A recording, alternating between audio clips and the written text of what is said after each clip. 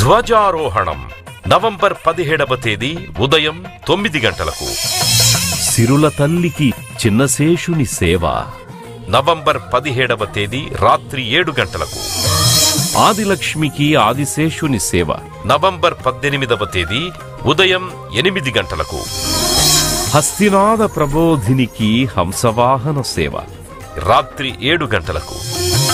క్షీరాబ్ది కన్యకకు ముత్యపు పందిరి వాహన సేవ నవంబర్ 19వ తేదీ ఉదయం 8 గంటలకు. వేద సౌధ విహారినికి సింహవాహన సేవ రాత్రి 7 గంటలకు. కమలాయతాక్షికి కల్పవృక్ష వాహన సేవ నవంబర్ 20వ తేదీ ఉదయం 8 గంటలకు.